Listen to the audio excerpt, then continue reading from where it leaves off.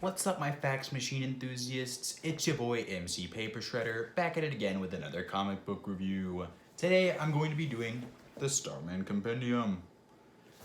Now, before I get into the real contents of this, let me just get one word out about the quality of this, because this shit is primo, if you know what I mean.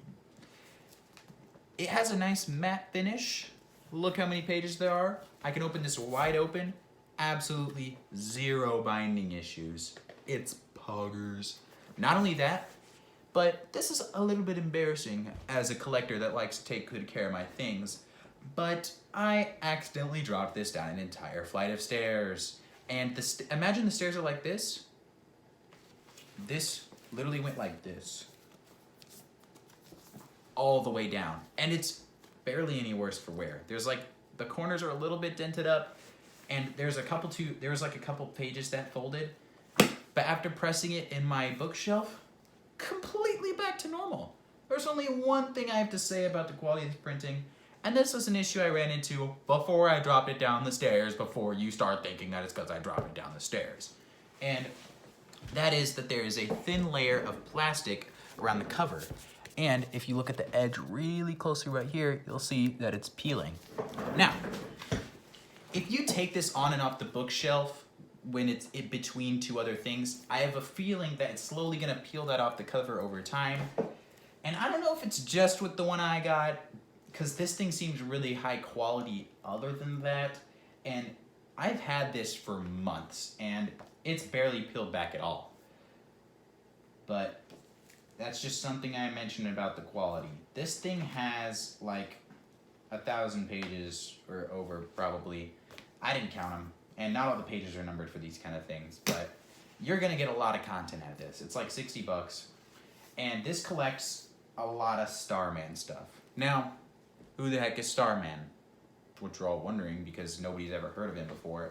But basically, the original Starman was this molecular scientist that figured out how to harness the energy that atoms naturally have all vibrating into a staff that allows you to use them in various different ways. And after he became too old to be a superhero, he passed the mantle on to his son. And he was... Okay, this happens at the very beginning, and it is pretty big plot point, but this is spoilers. He gets shot to death, and then this guy has to take over, which is his younger son, who he originally wanted to be Starman, but he didn't want to. And let me just say, it's a little slow to pick up, but it is a good story of him slowly picking up the mantle of being a hero and following in his father's footsteps. Stuff like that. I would recommend this to anyone who likes comic books.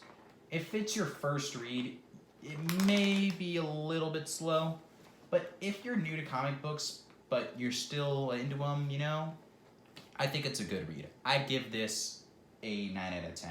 It's a little slow, that's why it's not getting a 10, but I thoroughly enjoyed it.